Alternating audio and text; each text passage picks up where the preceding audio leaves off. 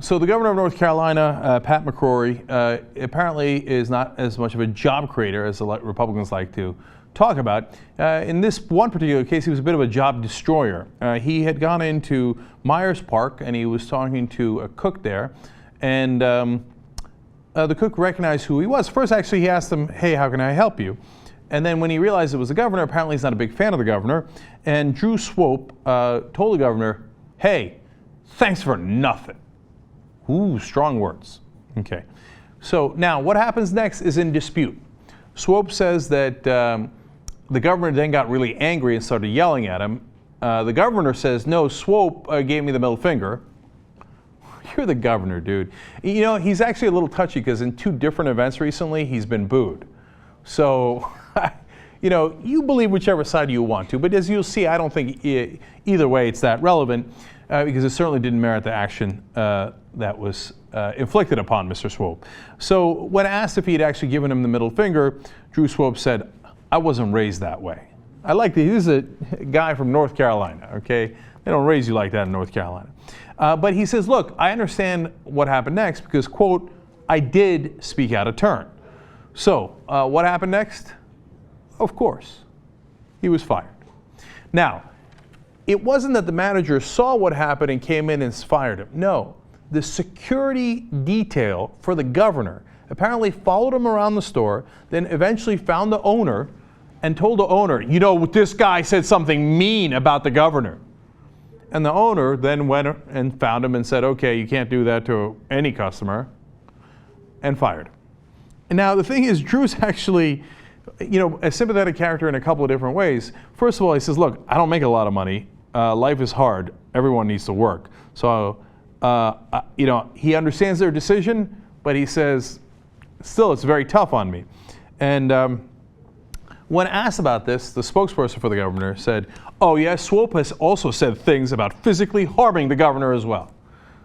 Is that true? No. So it turns out they went into this guy's Facebook account and did research on it. What are you wasting taxpayer money for? I mean, you a grudge because he said thanks for nothing? Even if he flipped you off, don't get the guy fired. Don't go into his Facebook account and start this whole political campaign against him. He's a regular citizen, man. He's just a cook at a shop there and he needs a job. And so what they found was a post where someone said, hey, they should do a protest of the governor and they should burn him in effigy. Effigy, you know what that is, right? Like those dolls that they put up in protest, not the actual governor. And Swope didn't say that. Swope said, "Oh yeah, and you should kick him in the nuts," referring to the doll, to the effigy, not to the actual governor. Oh, thinking about doing physical harm to him. It's a good thing he got fired. Don't you have anything better to do? Okay. Now, when they asked the manager there, his name is Coker. Coker said his decision to fire Swope had nothing to do with McCrory's position as governor. Come on. If you have a good employee, and apparently this guy's well liked at the job, and he has a mild run-in with a customer, you hash it out. If he was a total jerk to the customer, yeah, you might fire him, right? Thanks for nothing? That's what you get fired over? So look, I can't read it in Coker's mind, but it doesn't seem like it was a firing offense, but okay, so he says he would have done it if he'd had that run-in with any customer. Okay, fine. Now, the story takes a little bit of a twist too, because Drew Swope now has talked to the press more about the incident, because everybody's asking him, and he says, look, you gotta understand, the thing got a little ugly when the governor got a sense that I was gay. Now, again, I wasn't there, so I don't know if this is true or not, right? But he said when he started yelling at me, it was a sudden turn because I made a sort of a swishy move. Okay, I don't know what a swishy move is, okay? And I don't know if that's really what set the governor off, but the insult is more likely. But he follows up by saying, look, I don't know what he was thinking, but I'll tell you from man to man, he was hating on me for being a fag. Wow. So Drew Swope is openly gay, right? And he thinks that once it became clear to the governor, on top of the insult, that made the governor more angry. Again, it's impossible to know. And to be fair to Drew, he says, yes, I agree, it's impossible to know. I can't get it in his mind. That's just the sense that I got from him in the interaction, right? I'm not sure that that's helpful to the situation, but it is what it is. That was his read on it, and he said it, right? But you're going to get back on Drew's side. If Drew lost you on that, you're going to get back on his side. On the firing, he's like, look, I get it, man. He says, quote, First of all, it was a great place to work. He said, it's a worker's paradise, really. It's a great spot. So he feels no ill will towards the place where he was working. And he said about the firing, quote, I wasn't surprised at all. I mean, I would have fired me. I've been in the restaurant business for 25 years. I know the rules. Okay, that I like a lot. I'm saying, look, I was out of line with a customer, whether it's the governor or not. I get why they fired me.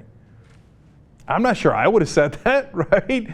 But bless his heart for being, so open-minded and understanding about it. Now, the good news is, by the way, the mayor of Charlotte is now saying, hey, look, I'm going to step in and help a brother out and try to find you a job because I want everybody in the town to have a job, and I think this was unfair what happened to you. So he's going to talk to some private companies to see if he could do him a solid by passing his resume along. So on the issue of whether Drew would have done it again, knowing that he got fired from a job he really liked, from a place that he thought was really great, he said, oh, well, this is a tough state to live in, dude. It's really weird. But this is where the battle is, and I'm not leaving, and I'm not going to shut up. All right. That's great. I love that last quote, okay? So look, I'm from North Carolina. You're not going to drive me out. This is where I live. I like it here. Yes, it's a tough state to be gay, but it is what it is. I'm going to fight for my rights. God bless him. You remember the days when speaking out against politicians was a constitutional right? You know, the thing in the First Amendment, how you can tell the government whatever you want. This is a different way of, asking for a redress of grievances, okay? But we used to boo politicians all the time. He got booed recently. We used to be able to say anything to politicians. Now, how dare you? Oh, I'm going to have you fired. You remember when the guy once talking to Dick Cheney put his hand on him and said, hey, listen, I really disagree with your decisions in Iraq. And then the Secret Service launched an investigation on him and tried to arrest him for assault. And every witness there said there was no assault. He did not push the vice president. You remember when during the Bush administration where if you had the wrong bumper sticker on your car, they wouldn't let you into events? I mean, it keeps getting worse and worse. Now you can't tell a governor, thanks for nothing? You get fired over that? No. Look, again, you believe whichever side of the story you like, but even if you believe the governor's side completely, still, Drew Swope should not have been fired over that. And even if you thought he should be fired over that, the governor certainly shouldn't be wasting his time and his security team's time chasing this guy down and making his life miserable. It's petty, it's ridiculous.